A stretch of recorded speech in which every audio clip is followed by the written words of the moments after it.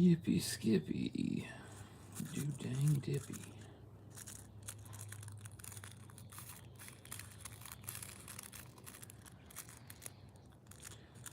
Late? Don't tell me I'm late. A wizard is neither late nor early, Mr. Baggins. He arrives precisely when he means to.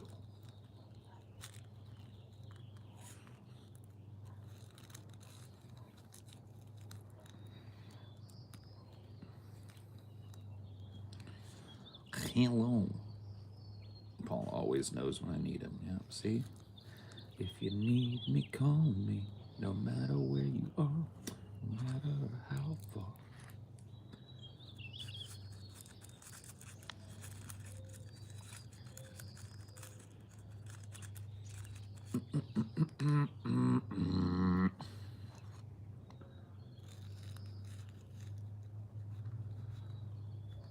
The wand chooses the wizard, Harry. Not the other way around.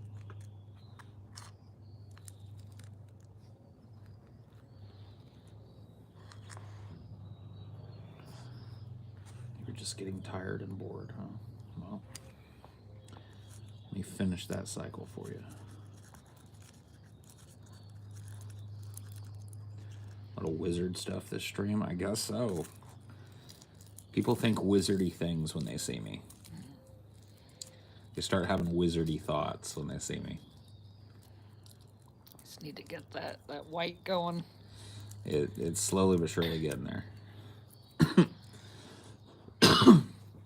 There's no doubt in my mind that had I been born in, simpler tribal times or whatever, I'd be some kind of medicine man. Be some kind of crazy oracle or medicine man. I graduated from a coin lifting job to a desk job, Paul. Oh, look at you. Enjoy your desk job, friend. Something wizardly in the way that Paul carries himself, yes?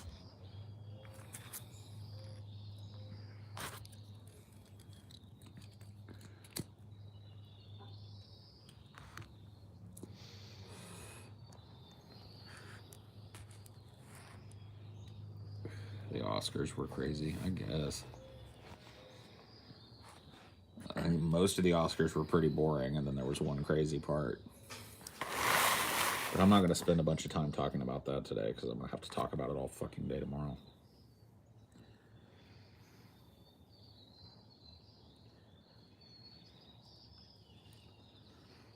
Does that mean we can ask you for medical advice, shaman, Paul? No. I'm not a medical shaman. I'm a spiritual shaman. You can ask me spiritual advice.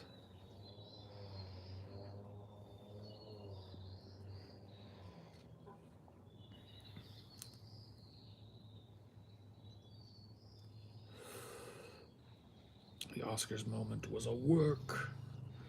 I don't think so, brother. I don't think so. It was too unproduced to be a work. The way they cut out and there's cussing and stuff. They wouldn't have done that. Tried to cut away from it. Clearly everybody was stunned as to how to move on from it. And then Will Smith has a whole ass breakdown. No, that was real. Diddy had to smooth things over between them, apparently. Yeah, I guess. I didn't know Diddy was in with something like that, but I guess he is. Well, now you know.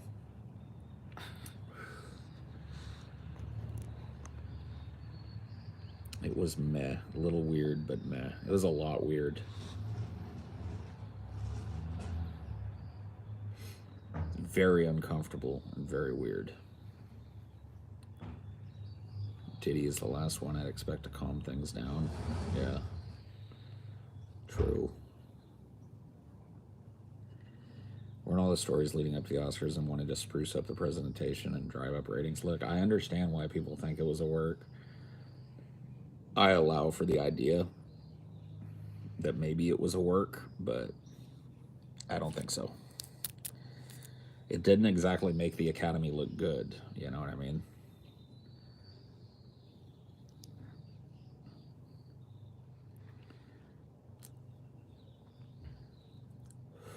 Pretty sure Ricky Gervais hosted the Golden Globes, not the Oscars, but maybe I'm wrong.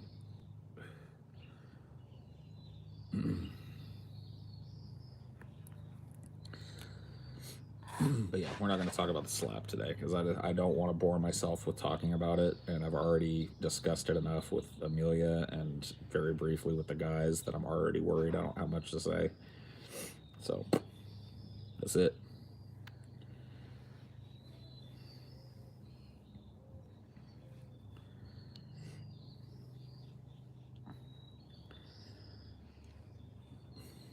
Got to preserve some commentary.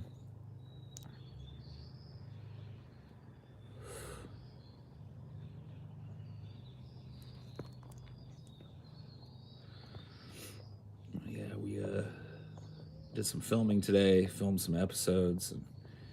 And when I got done, hopped on Twitter and saw Kyle had tweeted me. So I guess tentatively, because you know shit can change, I'll be going on Crystal, Kyle, and Friends on Thursday, 2 p.m. Eastern. So that should be fun. I haven't talked to Kyle in a long time. It's been years and years since he and I chopped it up. So that'll be fun. Make sure to set your calendars to catch that shit. I don't think they can catch it live. He doesn't do them live? No. He pre-records? Oh, okay. Well, I didn't know. Yeah, like the way it worked with TJ's is like the video goes out on his like Substack, and then it goes out publicly audio on Spotify for everyone. Okay, cool. He has nightmares about your cyst story to this day? Yeah, probably. I would imagine so. He had a pretty visceral reaction to it. Any specific topic? I've never watched him. I asked him that, and he just said he wants to chop it up, talk current events, and you know, my history on the internet, that sort of thing.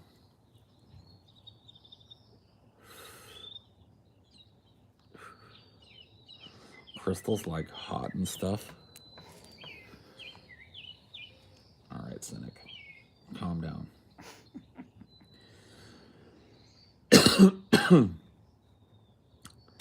You and Kyle, I see melding well together. We have in the past. Yeah, we've talked, I think if I remember correctly, 3 times on DP. And we chopped it up pretty good together, so I don't see any reason why we wouldn't now.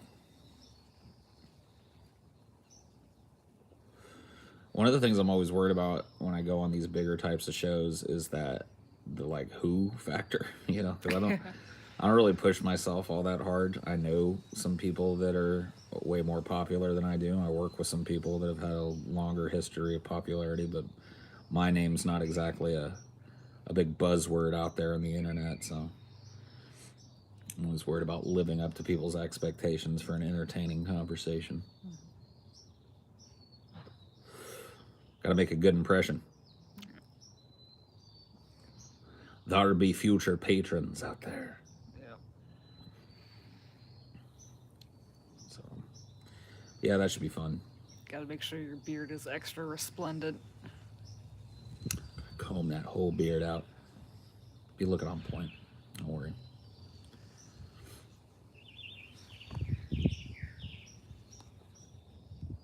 And to think you were on YouTube long before Kyle. Yeah, I don't know when Kyle started making videos, but I know he's younger than me, so he's probably hasn't been around as long.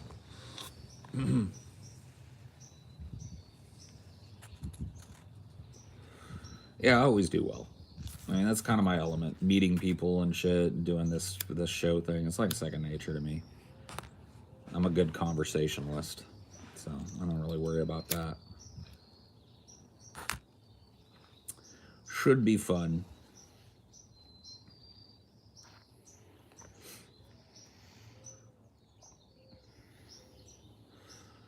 I have to press Kyle on how he's feeling about the squad. Him being one of the architects of the Justice Dims. Got to be some pretty heart-wrenching moments for him amongst the last couple of years. Watching them just slowly be like kind of plowed under. I'd say Ilhan and Jayapal are the only ones really left actually standing their ground on shit. Yep. Not quite enough of them to matter.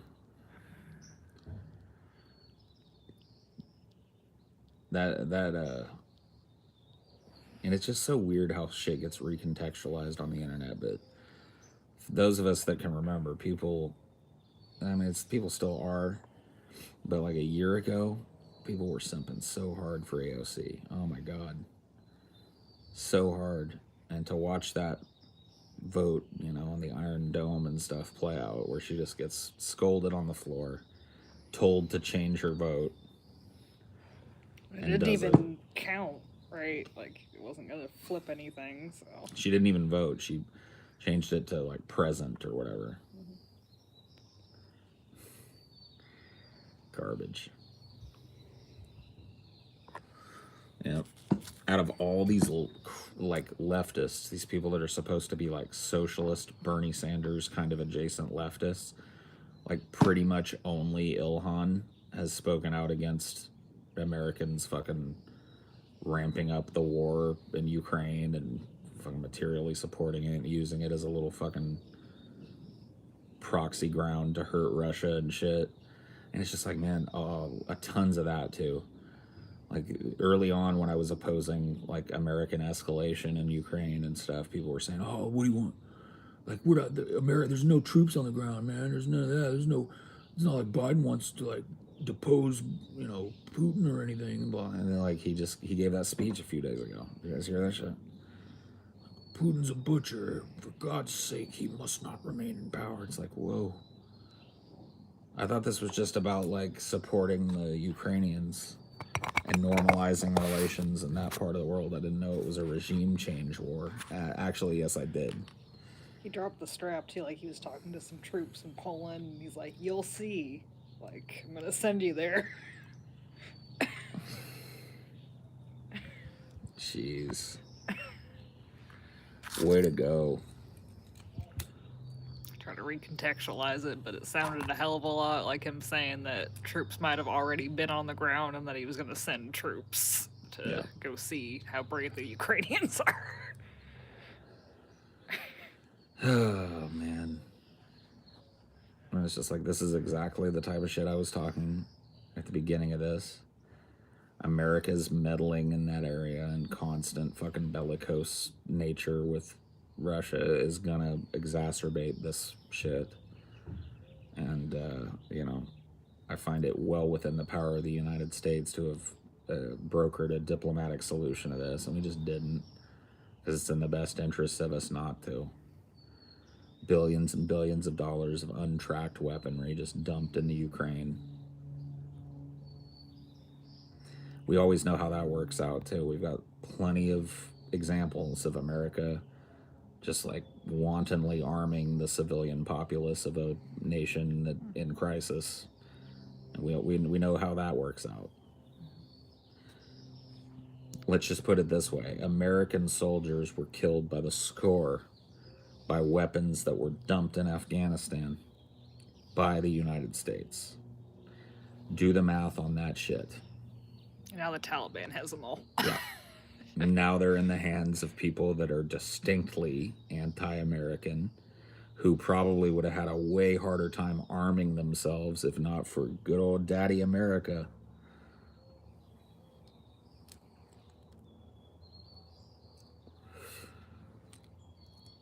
And you point these things out as the news media and both sides of the political spectrum, such as it is in this country, and all the punditry, and even the online punditry, which usually is where you have to go to hear something that's counter to the mainstream. Everybody's just waving the fucking Ukrainian flag. Not even thinking like 2 weeks, let alone 2 years into the future as to what this is going to mean.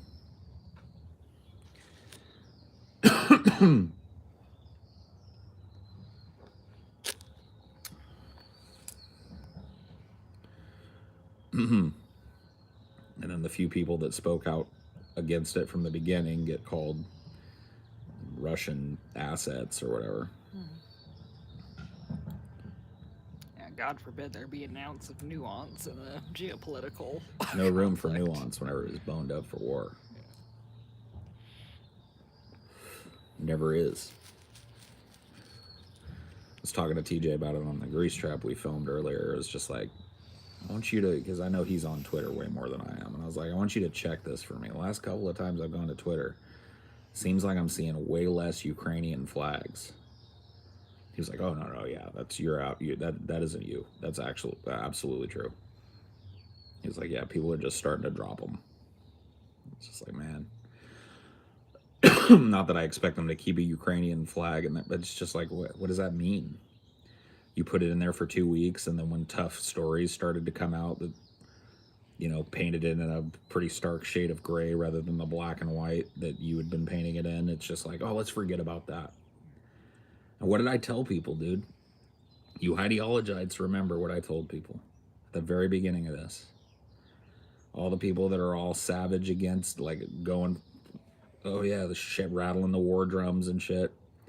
6 months from now, 6 weeks from now, they're going to be singing a different tune. And it's slowly but surely starting. There's so much indefensible shit coming out of that. I think a lot of them too just didn't understand what the fuck was going on. They're just like, oh, this person I follow has a Ukraine flag, so I'll do it too. Well, they went looking, to the national news media or the international news media, all of who were beating the war drums, or they went looking to their little online debate bro news source and found them beating the war drum. You know what I mean? People have forgotten how to make their own mind up about things. And definitely people have forgotten how to look at historical context, if they ever learned it in the first place. Because it's just all is written all over this.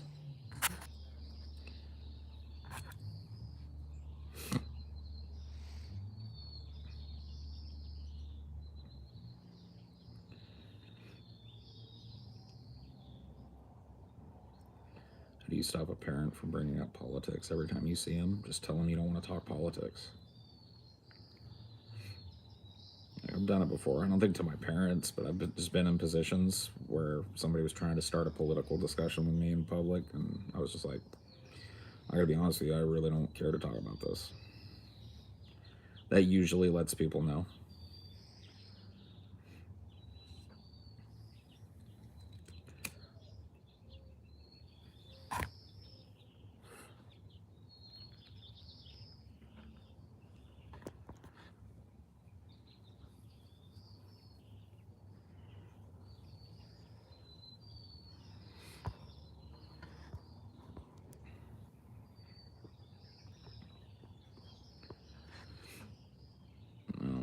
Like how people are so hostile to the idea of separatism and how people seem to worship the idea of the state. I feel like these same arguments. Yeah, I mean, it's real disheartening to see like actual people that label themselves some flavor of anarchist, like openly simping for the military, openly simping for the military-industrial complex, openly simping for one side of a complex geopolitical war of nation states against one another, and just like openly simping for a country. It's like, wait, what?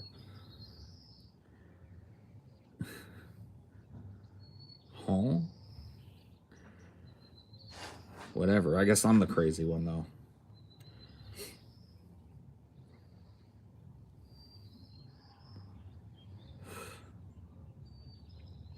What's everybody's favorite word now when somebody says something that doesn't fit their little ideological bubble? Unhinged. What an abused word, man.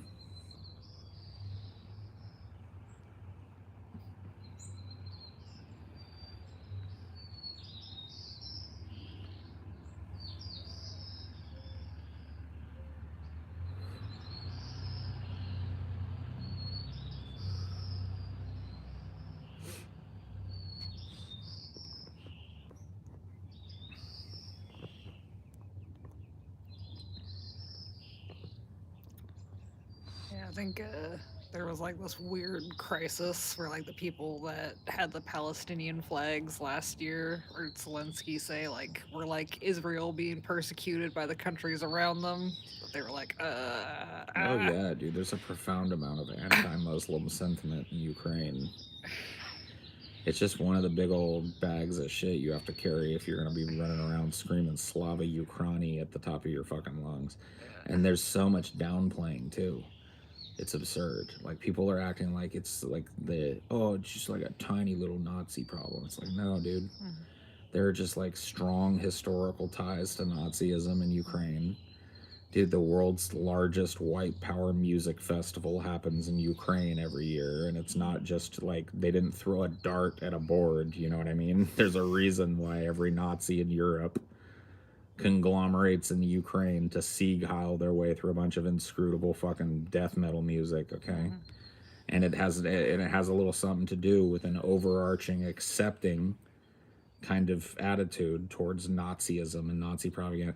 Dude, so many of these news organizations have been caught with their pants down, posting these hero shots of Ukrainian soldiers. But if you look at their little high-res photo that they posted, their little hero shot, see like the Nazi Black Sun, Azov battalion markings and stuff. They're trying to downplay it like these people aren't sprinkled all throughout Ukraine and represent a huge part of Ukrainian fucking culture. It's like such a downplay going on. The shoes on the other foot, you know? It'd be just a constant. I don't know. I just don't understand how people's principles are so malleable. You know? It's like, is everybody in Ukraine a Nazi? No. Probably not. Is it a pretty common sentiment in Ukraine that white people are superior? Yep.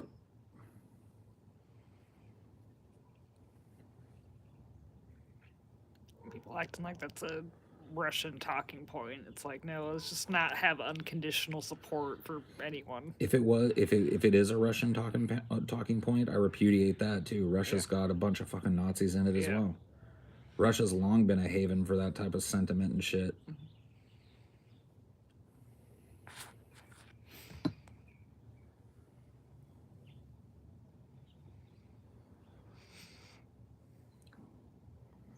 Maybe a little less heavy on the Nazism, a little more heavy on the white supremacy angle. But in my mind, it all sprouts out of the same rotten ass stump. So who cares? Who's making distinctions? Not I.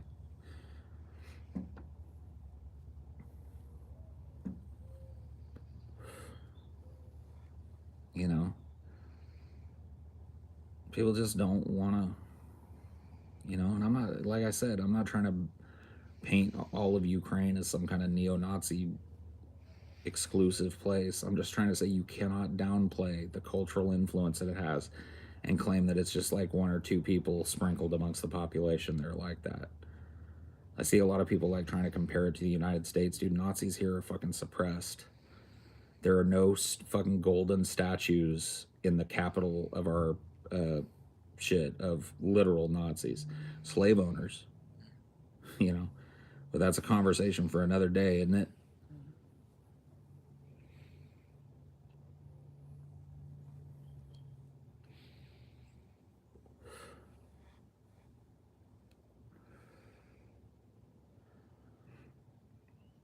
It's interesting to watch propaganda in real time. Yeah.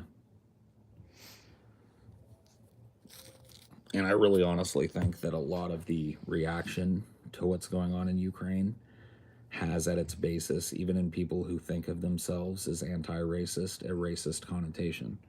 I think the reason that people want to draw some kind of distinction and dividing line between this conflict and any number of other conflicts that they've opposed as leftists has everything to do with the fact that in this case, there's white people being victimized, not browns. And so there's a desire to take sides in a war when, nobody was taking sides.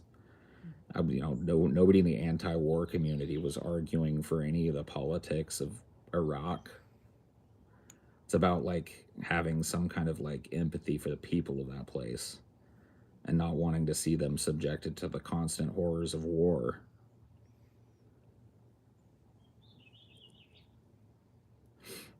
Never actually met a racist or experienced it, not once. Right, cynic. To my understanding, you're a black dude. Just go take a tour of the South, man. Go to some town in Alabama that you've never heard of, and just walk around. I don't know how you've been sheltered from that growing up where you've grown up, but lucky you, I suppose. The thing that pisses me off the most is like these countries making exceptions in their immigration to let in Ukrainian refugees. Like people haven't been waiting years on the refugee waiting list. Yep. Like Canada was like, we'll take unlimited Ukrainian refugees. Yeah,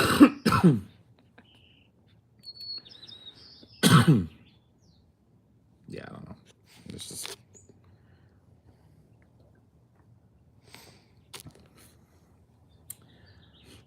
I love how they're like taking 100,000 Ukrainian refugees, but they're probably going to kick out 100,000 South American and Central American refugees.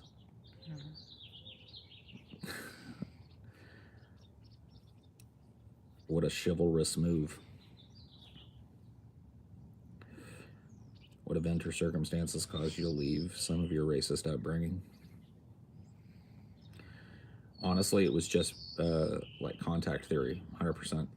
It was like the fact that my parents would talk all this, just like, how it is, that wicked ass racist kind of like, oh, this is how they are. They're lazy and they're stupid and they're this. And then I would go to school and I just happened to live in an area that was, I went to a rural school, had a preponderance of, Hispanic kids. Kids that were not the same color as me and kids that didn't even, a lot of them were bilingual, just didn't. And it was through like maintaining friendships with them for years and years that I started to see like, this shit ain't adding up. And as I got older and got the ability to think more critically about it and saw more and more examples of like, people are people, I just left it behind, man. It came to a point where it was just like, there's no way that I just lucked out and met like, the only 50 black and brown people in the world that aren't total scumbags. Either my parents are making shit up or I'm just missing it. And, I had other friends that weren't racists, and I had friends of different colors and stuff, and it was just like contact theory. That was it. It was pretty hilarious that your mom was like trying to like say you were racist. Oh yeah, with the Indian thing. Yeah. I can't even remember how it got on that subject either. We were just having this like rambling conversation. Yeah. And I mentioned something about like, like Native American Indian people have a higher propensity for alcoholism due to the fact that most native populations, if not all, didn't ferment drink. And so they don't, there was thousands upon tens of thousands of years where their population wasn't genetically exposed to alcoholism. And so there was no resistance to it. And my mom was like, that's racist. I was like, she's like, you're implying that they're different. And I was like, I mean, they are. they we're all human beings, but they grew up in a whole different part of the planet, separated from the culture that our ancestors grew up in. That means different. She just wanted to rope you in, like, you're gonna feel the same way that you've made me feel. Maybe. I don't know. I was just like, kind of like, oh? And then I asked her, I was like, well, if it's not that, then why do you think there's such a problem in the community? Because I think that's how we started talking about it. She was talking about how, drunk all the Indians were or whatever. It's something. And so I said, well, what do you think? Like, if I'm racist for saying that they have a genetic marker or they lack a genetic marker for alcohol consumption or whatever, which makes them way more susceptible, then what do you think? And she was like, I don't know. I just thought they were just all drunks. I was like, but I'm the racist one?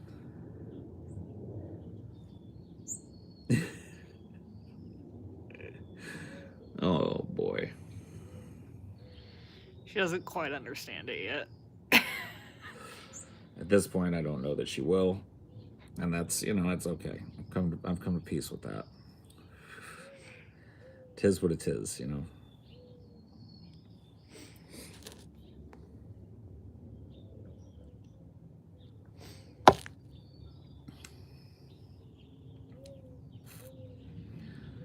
Texas has the cheapest gas in the country. How's when was it? Was it last year or the year before? How's the heating bill there in Texas? I remember seeing how you guys got worked. People getting charged like obscene amounts for an hour of power or whatever during that freeze. But keep bragging about it though, Texas. Keep polishing that belt buckle.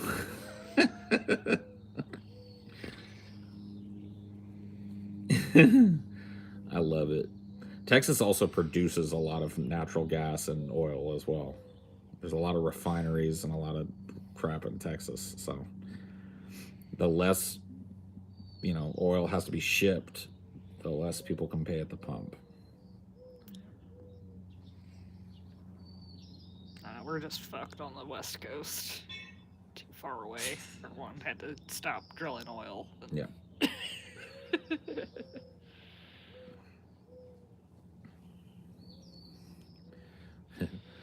Texas got that cheap gas, but a winter storm made us lose our ass.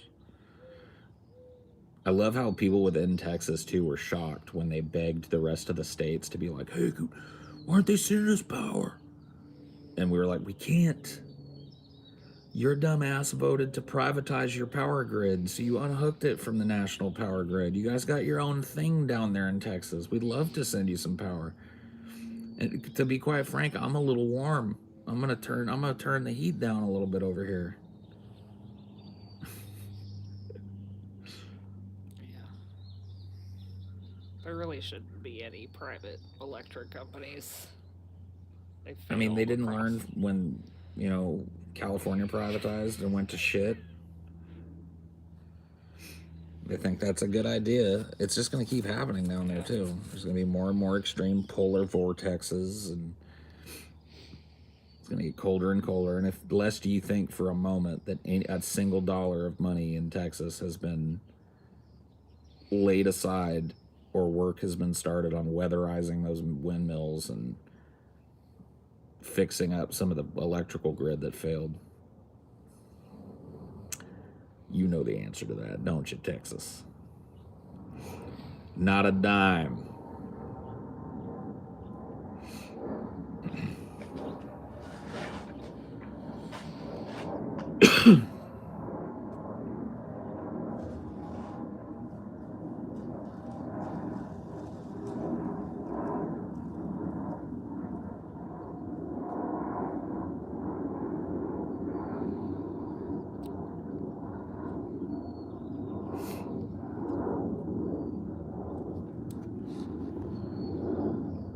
Any tips for drying long hair after getting out of the shower? Nope, just time, dude. If you got hair like mine at all, it's a sponge. There's nothing you can do. Just towel it off, wring it out in the shower the best you can, and just if it's daytime, I try and shower during the day, like if I really need my hair to dry, because if you go sit outside and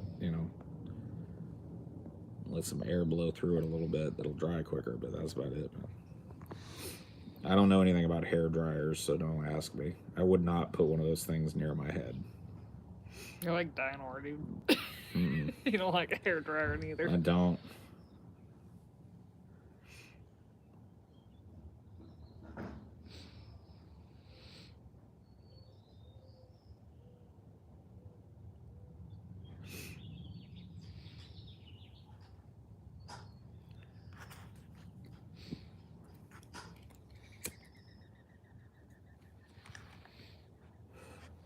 know Texas. I love shining that belt buckle, though. That is one thing about Texas, man. Everybody in Texas loves them some Texas. Oh, good Lord. Revel in their Texasness.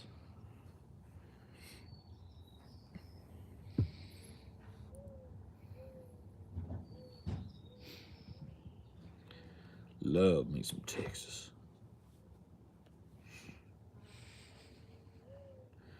Yeah, thanks, Joanne.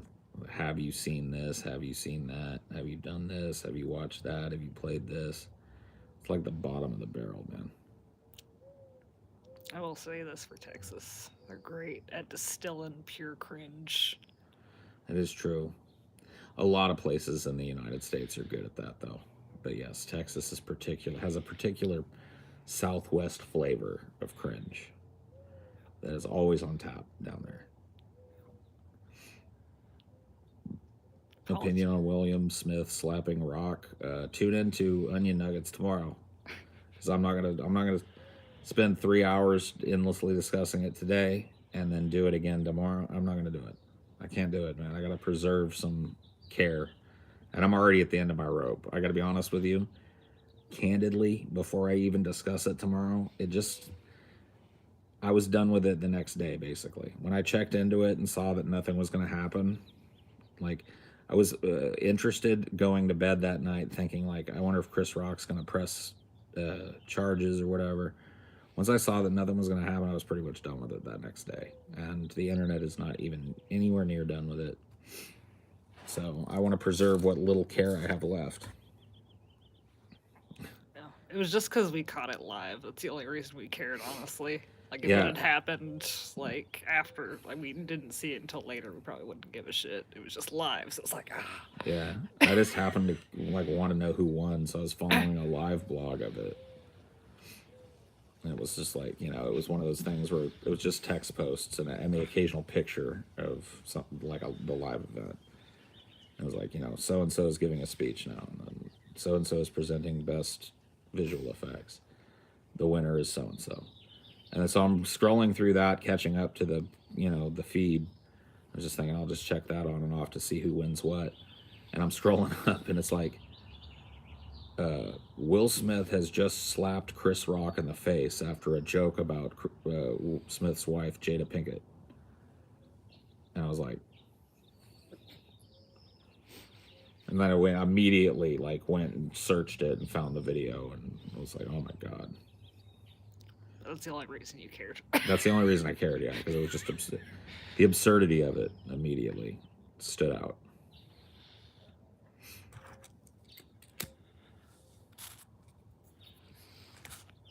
We'll get into it tomorrow. I'm not going to go into whether, I'm not going to argue with you about whether it was staged or not. I said at the beginning of this, I think it was not, probably. If I had to put my money on it, that's where I'd put it, but I don't think it's out of the realm of possibility that it was kayfabe as well.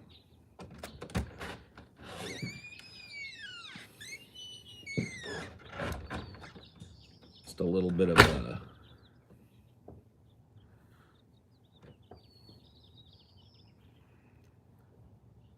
razzle dazzle to reinvigorate people's waning interest in the Oscars. I'll tell you what did more to actually get me interested in the Oscars. It was more important to get me interested in what was going to win the Oscars this year was their inclusion of non-studio films for the first time in a lot of categories. They did indie films and stuff and nominated them for large awards, and some of them won. So, that's what they need to do. They need to get away from trying to just glad hand the big five or whatever. So that was nice. Maybe they should just combine that and the Emmys. I think they need to do genre awards. Yeah. I think they need to add a best horror film, best drama, best foreign film, all that stuff, and then cap it off with a best overall film. Mm-hmm. I think that would add a lot of interest to the Oscars because everybody would have their little genre represented. Mm-hmm. Give the Oscars a chance to talk about some of these movies that they just try and pretend don't exist. Mm-hmm. Have some stars from those movies. That's what they need to do to reinvigorate interest in it.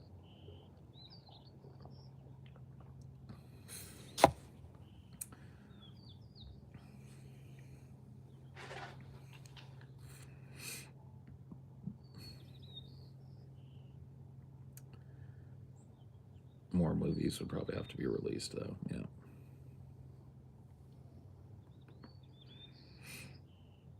How are those awards even decided? The public or snobs? It's snobs. So you have to be a part of the academy to vote. And that's usually industry adjacent people that get that nod, or celebrities. So there you go. Stodgy old white men. Yep. For the most part.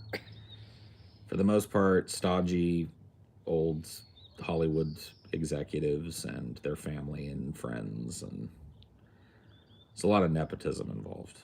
If you know somebody who knows somebody, you can get an Academy nod, which means that you get all these movies for free because the Academy sends you everything it's considering. I actually got, I was at a house party one time. This was right after high school. And a dude popped a movie in. He was like, yeah, I got this from my friend whose mom's in the Academy. And I was like, shut up.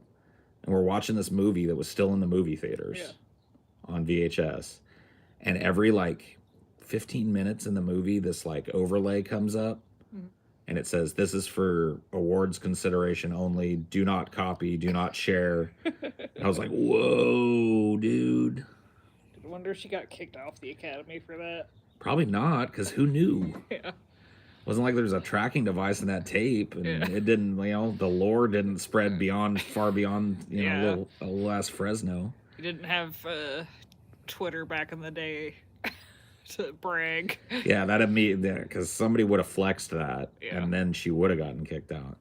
See, people, dude, I'm going to say this again. I know people call me a boomer when I say it, but people have forgotten utterly the value of keeping their freaky deaky on the down low, man.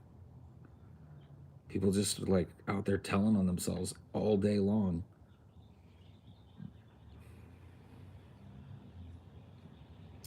Shh. Hush.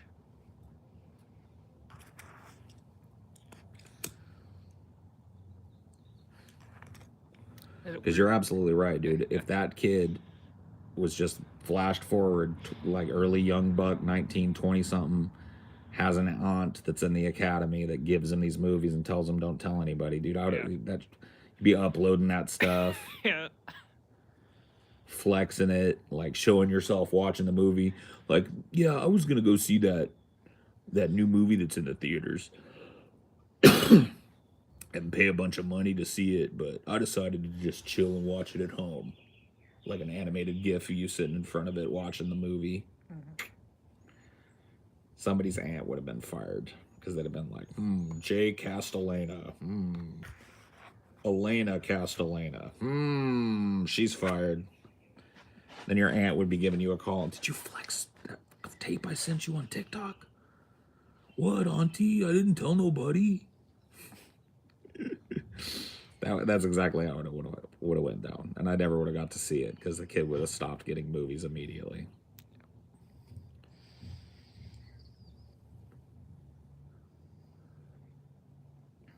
I will say, though, it is an infinitely superior experience for the most part watching it at home.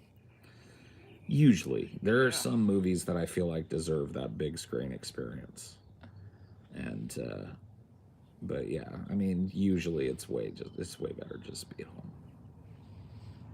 It's like, there's just something about movie theaters that make you want to pee. They're giant sodas. Yeah, I mean, you're sucking down giant sodas and a bunch of salt.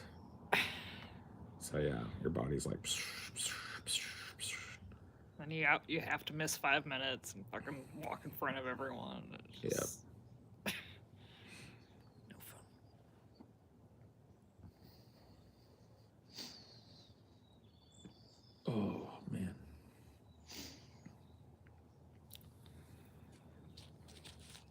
My dad took the brave step of getting a fucking movie theater hamburger. And I was like, "You're gonna get that? Okay." Oh yeah, Ended up stealing about half my popcorn though.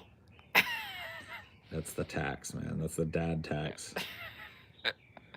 He has to be paid. Do you ever like to be a movie director if you could? Sure. It would take a lot of very deliberate effort on my part. I have a feeling I'd pretty much have to do it on my own. Like write my own screenplay, make my own film, do my own financing and all that shit, and get something actually done. Because that's how people get noticed now. The whole like send in your script thing. I mean, it was like a fucking gamble back in the day, and now it's even more of a gamble. Dude, I'm not even joking. I might hook up with Matt Jarbo on it. Why not? Yeah. He knows how to shoot a movie. He's done it before. It's not the best movie I've ever seen, but he knows, he might have some contacts and shit. You finished it. Or he Yeah, finished. Yeah. Yeah, dude, you know how many fucking movies that've got like $1 million+ budget that I just like nope out of in the first 15 minutes? Dude, I watched all of Jarbo's movie. Yeah, why not? I might. You weren't being sarcastic for once. Oh yeah, dude. No, he knows. He knows a little something, something.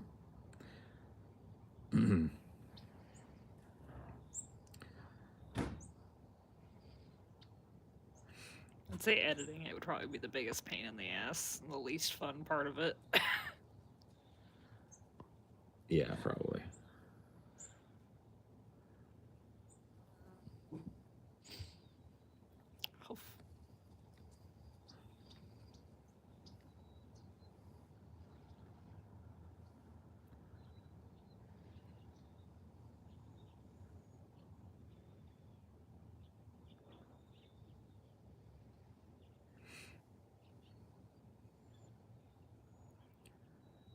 New Chili Peppers album on the first. Excited. No. Maybe it'll be cool, but no, I wouldn't say I'm excited. Jabbo. Jabbo. Jabbo. Want to say hello to the peoples? No, I'm gonna sit on Mom's lap instead. Oh, day.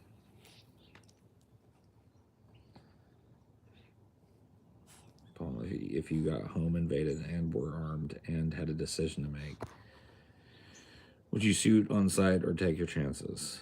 It recently happened to me, is why I ask.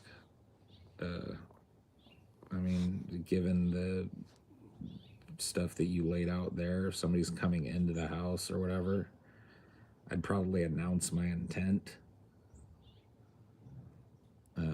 very clearly, maybe, a couple of times as the person was making entry to the house. And then if they kept coming, I would probably light them up.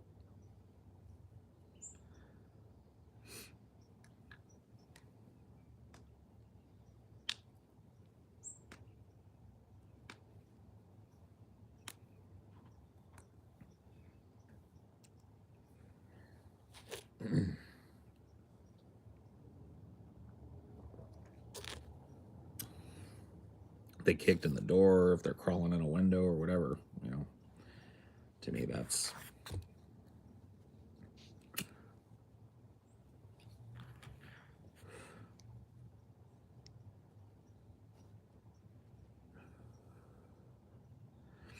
it's easy to say that you would do this, that, or the other thing, but I really wouldn't see any point in having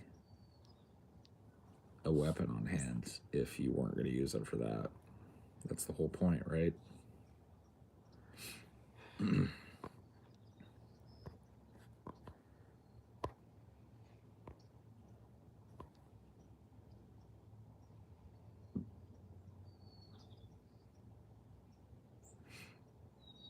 Most people jump out their window and call the cops. That's me, by the way. What if you don't live in a place where you can jump out the window?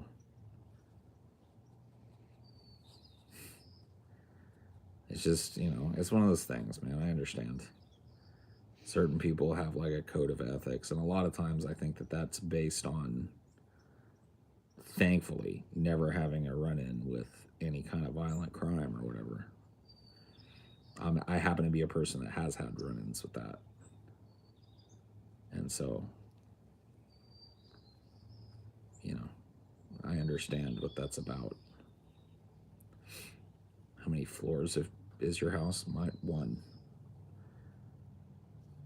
Yeah, I live in a single story house, so I'm talking about people that don't.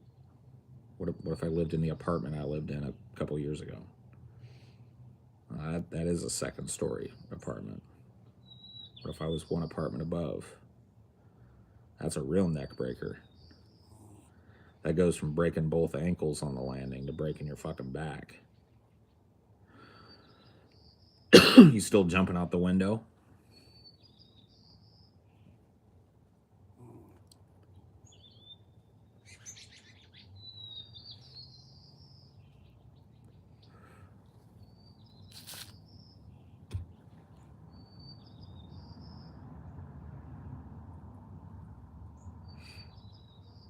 Auntie. Grumbly.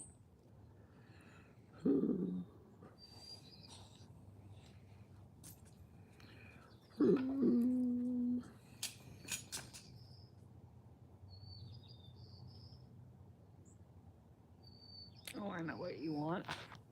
It's dinner time. Is it dinner time? Yeah. Oh, okay.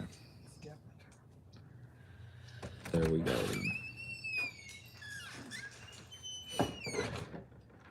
When you think of constitutional carry laws, keep an eye out. The Supreme Court is hearing a case from New York, and this could open it up nationwide. Yeah. I think that there needs to be a complete and utter rewriting of gun law in this country. I'm for strengthening existing gun laws, not frivolous, stupid things like limiting magazine size and banning certain types of stocks and shit. That's not what I'm talking about. I'm talking about ensuring responsibility in gun owners, utterly. There's no excuse, if you own a gun, for you to have some kid that rummages through your house that's over playing with your kid or whatever and finds your gun and kills himself. And that happens all the time. There's just no excuse. So, just registered gun ownership. If you're not keeping your guns properly and they're stolen, then, you know, you shouldn't, you shouldn't be charged with murder or anything, but you shouldn't be owning guns anymore. You've shown that you don't keep your guns safely secured. You know, with great power comes great responsibility and all that. I think that anybody that can prove themselves to be competent with a weapon and has a criminal history that doesn't include violence should be able to pretty much unrestrictedly own firearms. So long as they're willing to, you know, pay the licensing fees and all that shit.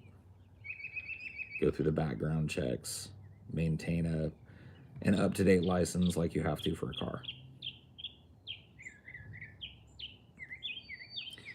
Brother owns 20 guns. Good for your brother. Yeah, I wouldn't be for like restricting anybody's right to buy guns unless they're a person that has demonstrable mental problems and mental instabilities, which may even preclude me. I'd be fine with that. Or has, you know, a criminal history of violence.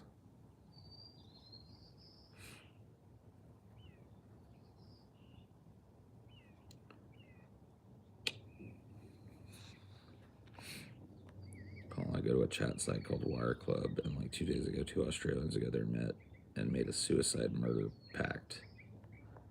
And the dude shot the woman and then himself. Wow. That's crazy, dude.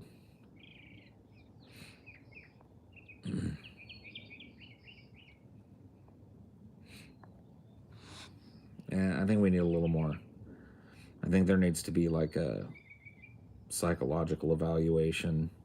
I think there needs to be an extensive waiting list for multi-gun orders and stuff. I think there needs to be a individual licensing of every weapon. So if you want to buy a weapon, here's the process that I envision. You announce your intent to purchase the weapon or purchase it or whatever from a licensed dealer. That weapon is sent into escrow at whatever the gun adjacent Department of Motor Vehicles is, or whatever the fuck. And you are required to attend a safety class, which will end in you demonstrating that you can safely fire the weapon that you've purchased in the presence of a qualified gun safety expert. You demonstrate you know how to secure that weapon, how to check that weapon is loaded, how to load and unload that weapon safely. And once you've passed all of that under the scrutiny of a licensed gun owner, you take your weapon home and you're licensed to own that firearm. Seems pretty fucking fair to me. We require, at least that to drive a car. So.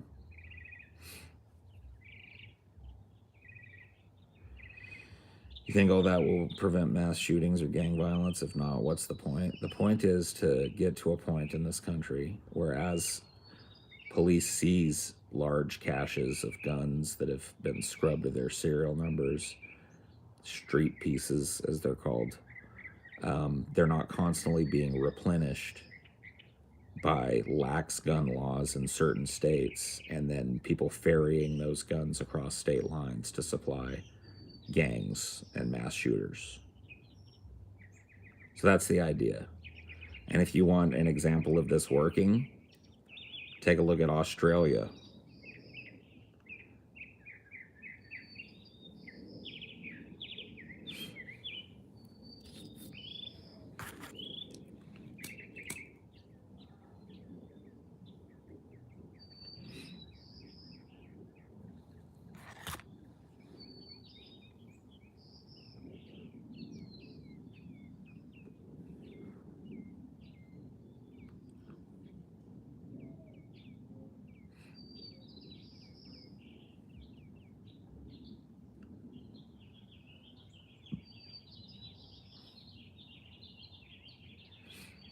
Don't you think we're well past the tipping point, so to speak, in terms of illegal guns and the sheer volume?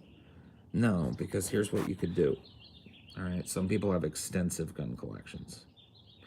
I would not be for seizing those guns so long as that person was willing to go through the rigors that I just talked about.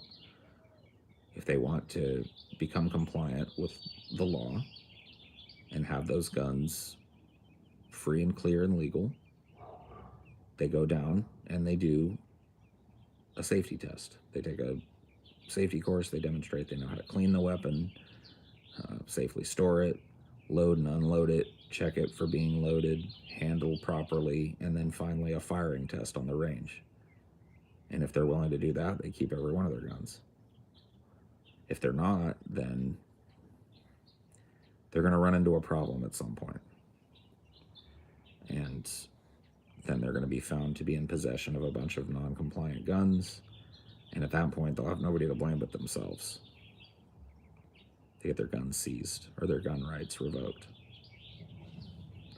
Seems fair to me.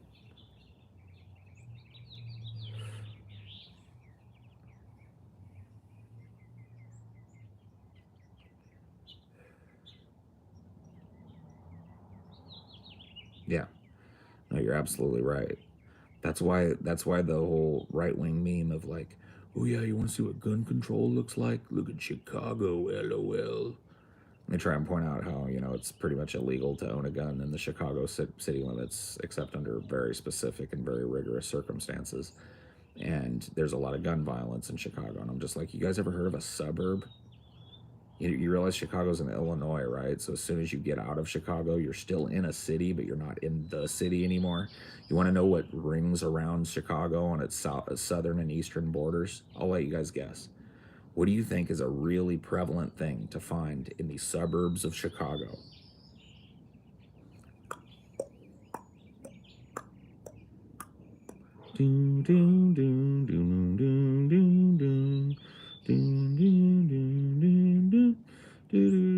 Gun stores. Whoops. So you're telling me that like it's an effective gun ban to, and you can really like judge a mass gun ban on saying, oh, you can't purchase and own guns in the city, but you can drive 20 minutes that way and get as many guns as you want. Wink, wink. What do you think? Gang members aren't going to do that? You know what, man? You know, we were going to gang bang all day today here in Chicago, but we can't own guns, man. Couldn't we just drive to like Peoria or whatever? Or wherever that little suburb is? Can we just drive 15, 20 minutes south? No, man, no. That would be illegal. Whoa, bro. Got a big hawk. Wow. Hopefully Dinor's inside. He is.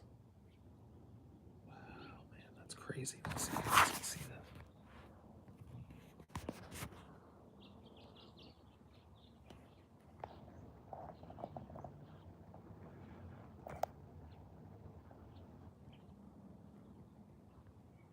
Hun.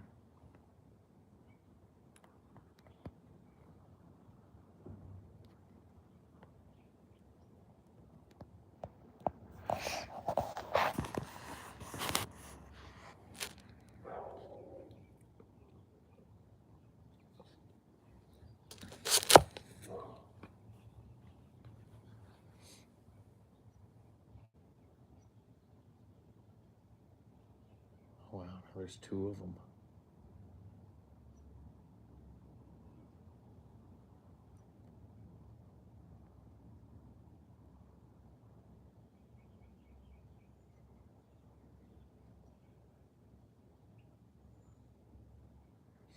One's going clockwise and one's going counterclockwise in a circle. That's crazy.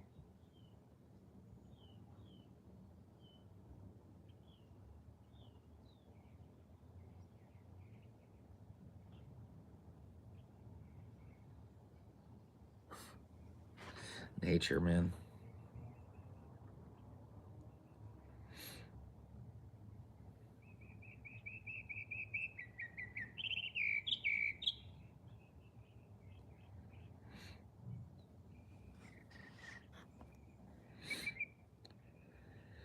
Oh boy, I love this this whole distinction. AR-15s, assault rifles. It's like it doesn't matter, man. Let me ask you a question. Can you take what you call a standard hunting rifle and fire some pretty high-powered, long-range bullets as fast as you can pull the trigger? Yes or no?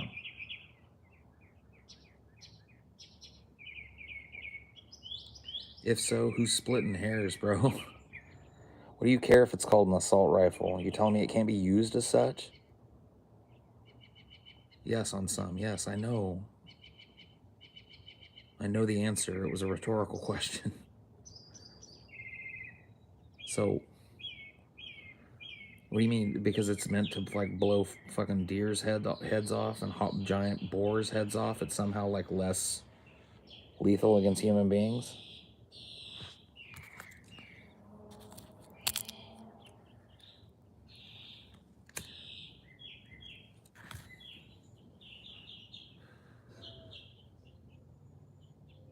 Everyone should have a gun if they want to. Everyone that's willing to demonstrate the social responsibility that it takes to keep a gun safely should be able to get one. I agree.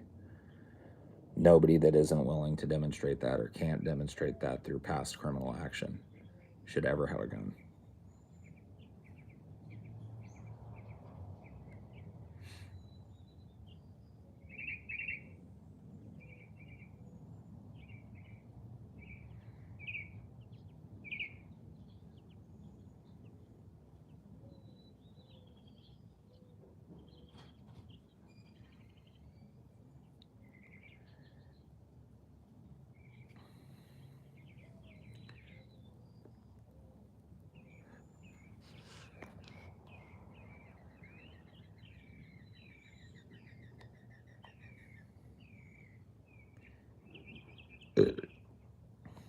Aren't you ever afraid of ever coming across an unstable fool?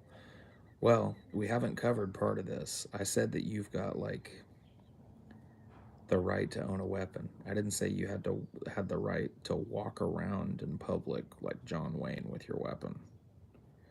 Yeah, that's a bridge too far for me. So, no. Under my utopian ideal, I wouldn't worry about brushing up against people in public. I do now. You know, I'd be lying to you if I didn't think it crossed my mind every time I went to one of these big box stores. I see how angsty everybody is. Just like, man, I hope one of these yokels doesn't have a gun. Hope this ain't the day. If you knew everyone had a gun, wouldn't you think twice about starting drama with strangers? Probably. I'd probably think twice about going anywhere. Because drama with strangers would immediately escalate to two people pulling guns on one another. So it might like stop some of the more petty aspects of it, but it would make it vastly more dangerous when things did boil over. So you're telling me that like everybody owning a gun would stop all human tension before it reached the violent stage? That's ridiculous, bro.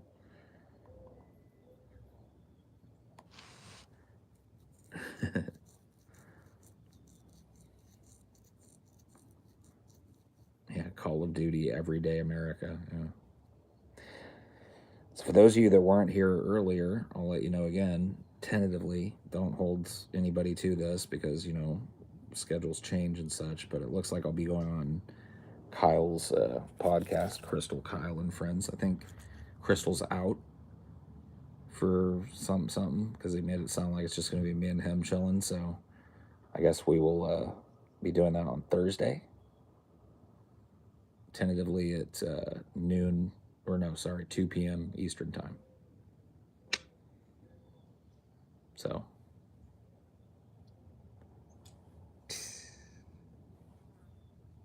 that should be fun.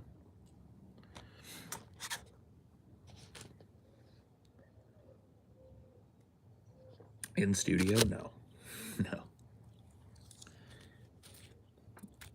Just a call in guy. I'll just be a call in.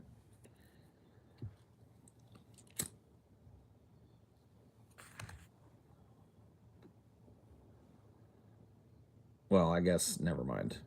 The time for me doesn't matter for you guys. He doesn't do it live. So he does the conversation and then puts it up later. So anyway, look for that. That was kind of cool.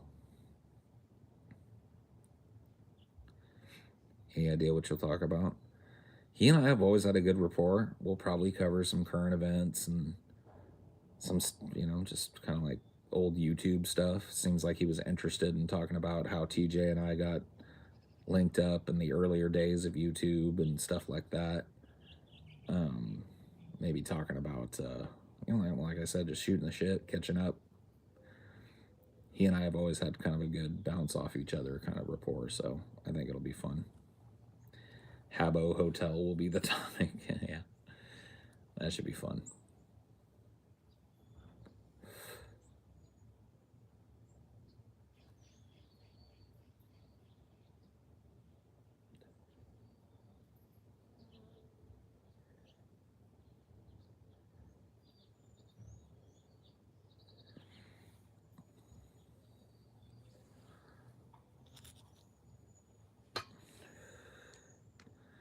Just a chill podcast. Yeah. That's what it seems like. Just kind of hang out. A couple of dudes talking smack for a little bit.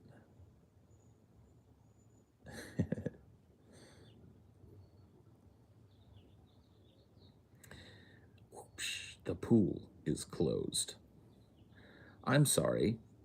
You can never leave the dance floor.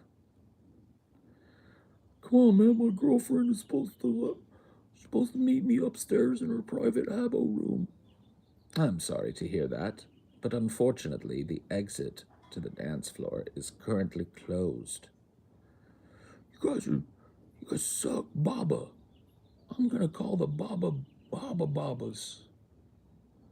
Call whoever you like, sir. I will not change the fact that the dance floor is closed. Habbo Hotel, man. The good old days. Back when trolling was the real deal. Real fun. Before these game companies got all draconian and just like locked down anybody's ability to do anything fun ever.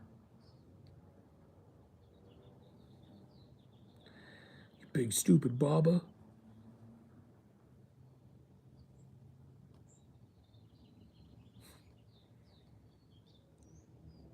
I'm sorry to inform you that the pool is closed. Pool is for members only. You talk to homeless people in California? Sure.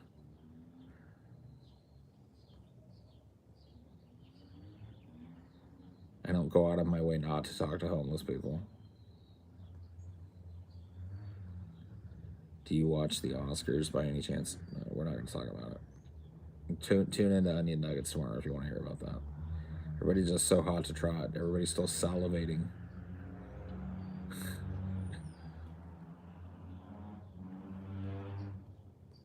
Pool is closed for you, sir. Oh, I'm sorry. The exit into the other parts of Habbo Hotel is currently closed. Please have a seat somewhere in the cafeteria and bear with us while we get the problem fixed.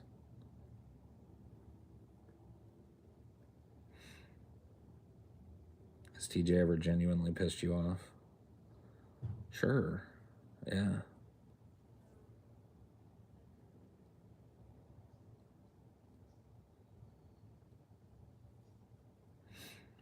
Move, you Baba.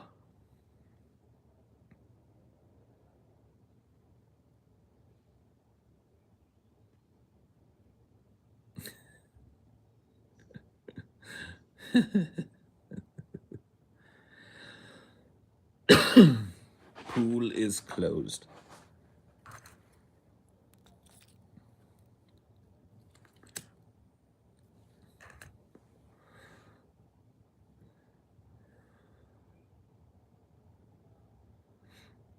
You even mentioned Derek Jensen in your talk with Crystal.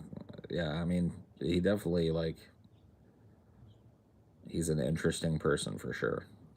Definitely a formative thinker in my past, and so we'll see what we talk about. You know, I don't want to just name drop people, but we'll see where the conversation goes. If I can find a contextual way to do it, we'll work it in.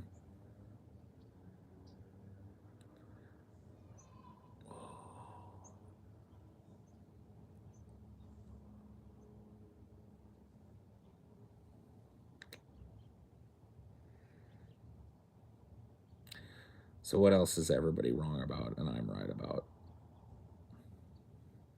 Glad you're enjoying it, yeah. I'm about halfway through Dark Forest as well. I'm just kind of enjoying it as I drift off into sleepy time. It's my nighttime book, so it's going pretty slow, but I'm enjoying it.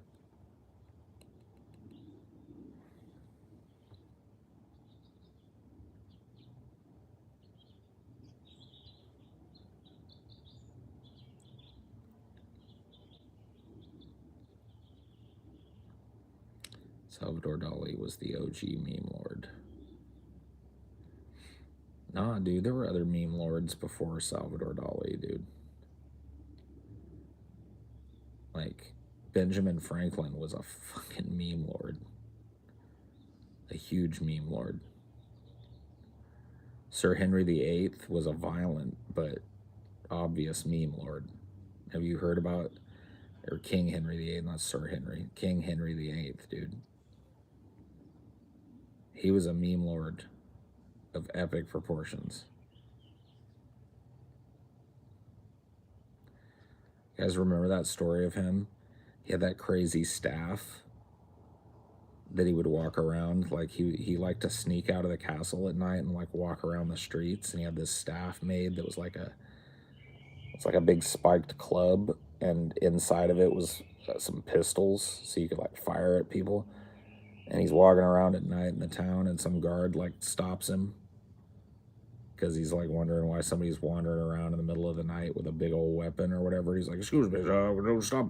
The king was so like put off by the fact that the guard would like approach him and put his hand on him and stuff that he just like whacked him with it. He's like, whacks the guard with it. The guard arrests him, puts him in jail, and doesn't find out until the morning that it's the king that he's arrested. And Henry VIII ends up like having no ill will towards the guard, just like lets the guard and like commends him for doing a good job. And then he sent a bunch of like food for the other people that were in the prison and like blankets and stuff. That's a living meme.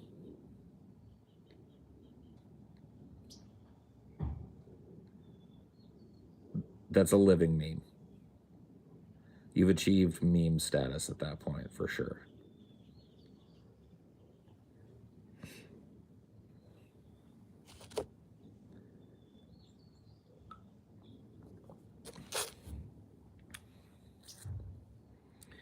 Dude, that you know that like guard thought he was dealing with a crazy person. He was like, "I'm the king of England." He's like, "Yeah, sure you are. You're a drunk. Come on, man. You're gonna sit in the drunk tank tonight.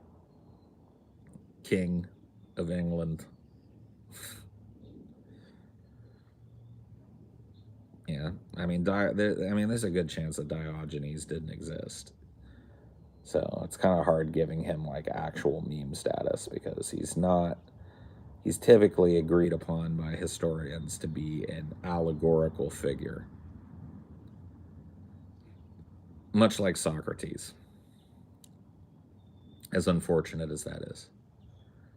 But a lot of historians, I think more historians now than when I was a kid, believe that, what was it, Plato invented Socrates so that he would have this like wise teacher character to deliver a lot of his philosophy. So it didn't seem like he was making it up. It seemed like he was, relaying this story of this philosopher that he studied under and yada, yada, yada.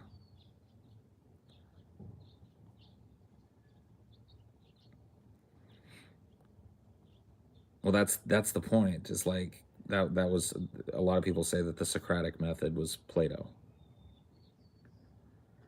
and that Socrates was an invention, like a very convenient invention of this wise old man to pass along these ideas, because that added like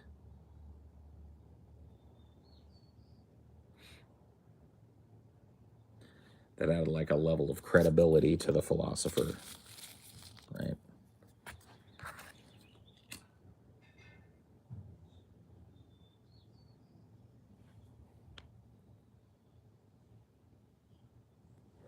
Yeah, somebody smarter told me Socrates is a work. Yep, more than likely. Yeah, there's actually like, for such a great philosopher, he didn't write anything. There's no writings of Socrates. There's third-hand recountings of things that Socrates said and things that happened to Socrates in his life and his philosophical takes on those things. But they're all told secondhand. There's secondhand recountings of his trial. So yeah, Plato basically invented Socrates to lend credence to his brilliant philosophical ideas. Platonic method just sounds like some incel shit. Yes, it does.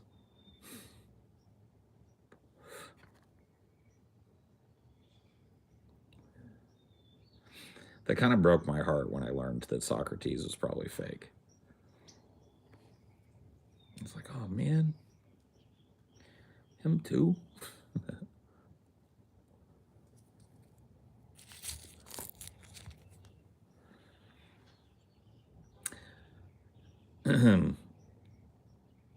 But then you kind of come to realize that it doesn't really change the power and meaningfulness of the message that is implied by the story of Socrates. Come you don't do Twitter spaces anymore? I don't know, man. Those were so inconsistent.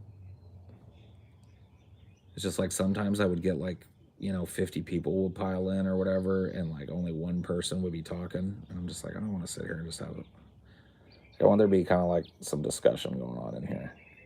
Sometimes there is. Sometimes there's a lot of people like vying for some mic time and some interesting topics, but so many of them are just like people just wanted to sit by and be a fly on the wall, and it's like, well, nope.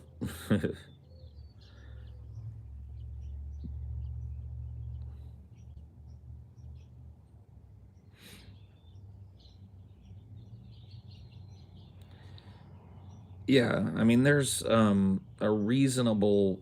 It is reasonable a reasonable contention to say that William Shakespeare probably did not exist as a person. That doesn't mean that he didn't. Maybe he did. But this is, another example. A lot of people say that like William Shakespeare, was just a pen name of Lord Byron's. There's this very like pen names, and think about it. You know how much people love anonymity now, right? You see it. You can even see it in here. There are very few people in here that go by their real name. Most of you are pseudonyms. There are even fewer people that have a real picture of them. I'm not saying that this is a bad thing. I'm just saying people love their anonymity. Well, the same thing was true back in the day. They loved being able to write things that, if you know anything about Shakespeare, oftentimes highly critical of things that it was pretty dangerous to be critical of. Royal peccadillos and things like that were not the smartest thing to write scathing and biting commentaries about. But if there is no William Shakespeare, who's there to get mad at? You know what I mean?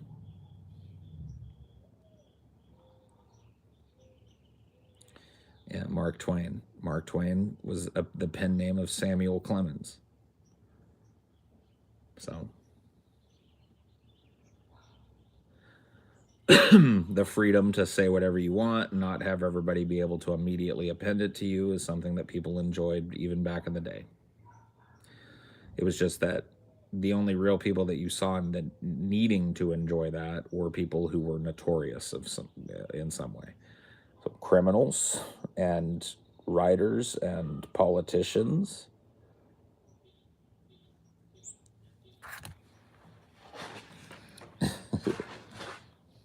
Comedians, songwriters.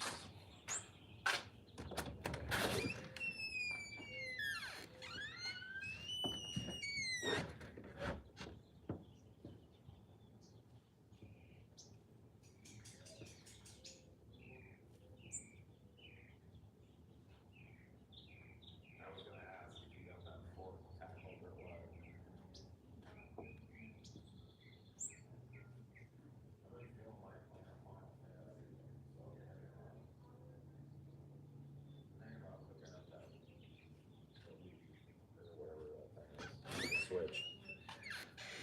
I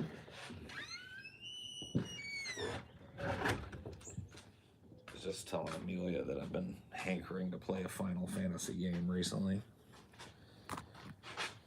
And we have Final Fantasy X on the Switch. And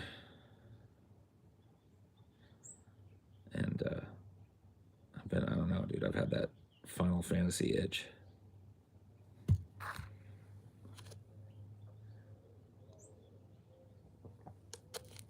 I find Shakespeare hard to get into.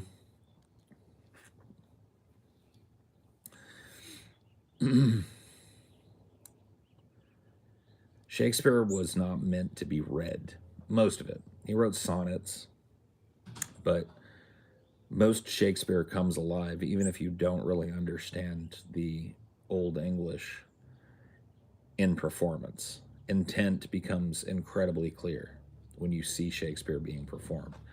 So if you're actually interested in trying to break down the barrier of being interested in Shakespeare, go see a community college or a state college performance, or a dinner theater performance, or whatever, a community performance of a Shakespeare show. And you'll have a better idea after watching some Shakespeare whether or not you can get into him. Then just sitting there reading it.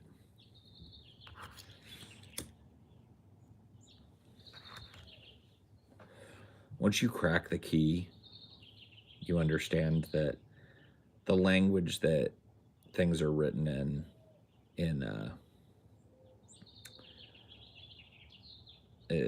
the kind of like what people call Old English, the Elizabethan kind of, or whatever language that the stuff is written in, is not entirely like impenetrable as it may look. You can make a lot of inferences and find a lot of commonality.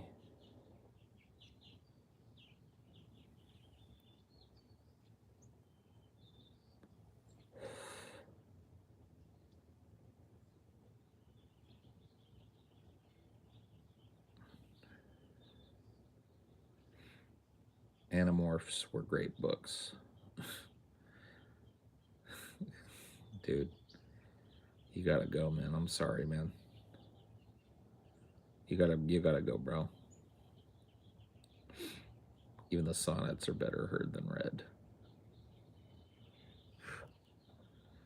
I mean, yeah, sure. Why not?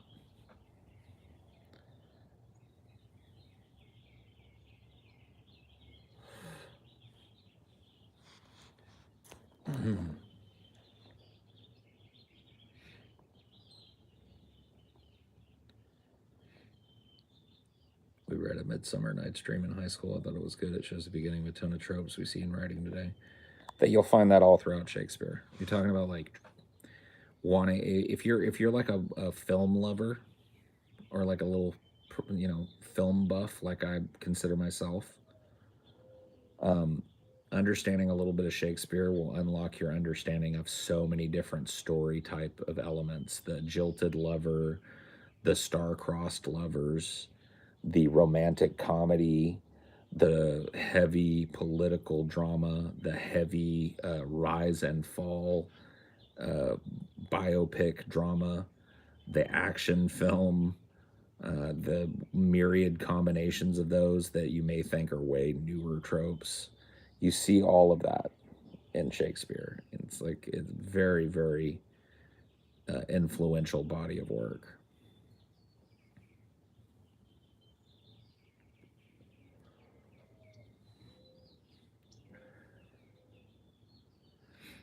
Yeah, Shakespeare with like actual true historical pronunciation does sound like a complete and utter different language.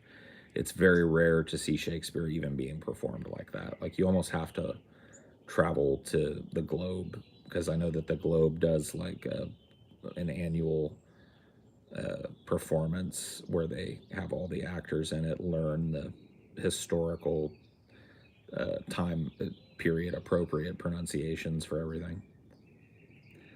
And it can sound like a very different language at that level, for sure.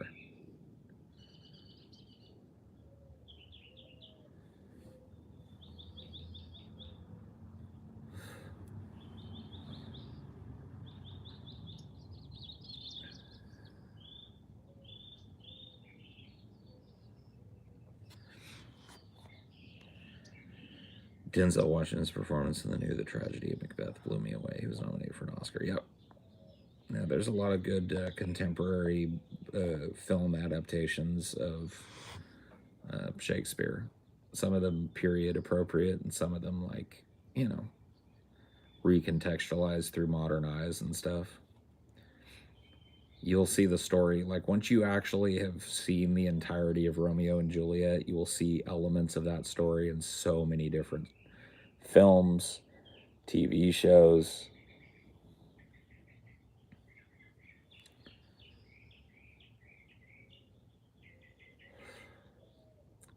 Same thing goes for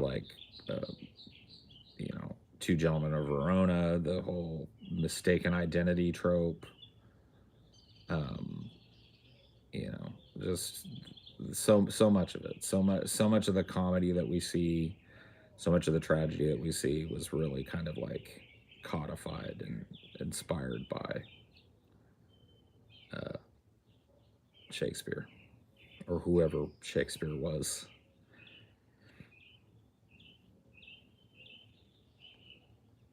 Wasn't Patrick Stewart in a Macbeth movie? I seem to remember. I think he was. Another good one that a lot of people look over is Anthony Hopkins. I think Anthony Hopkins was in Titus Andronicus, which is a lesser known work of Shakespeare's, at least lesser performed. Very, very good portrayal. There was a good Othello in the 90s. I think Lawrence Fishburne was in it, played Othello, if I'm not mistaken.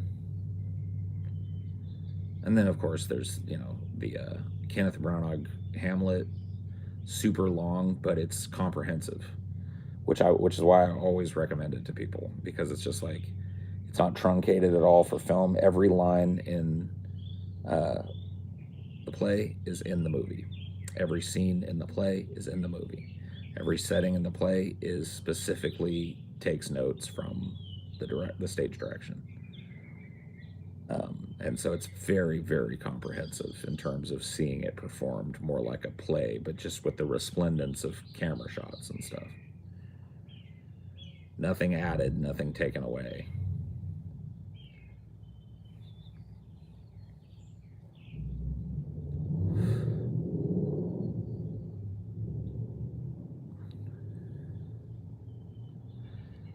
"10 Things I Hate About You" based on The Taming of the Shrew. Yeah.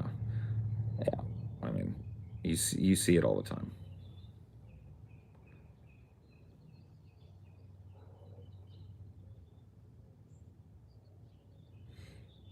Oh man.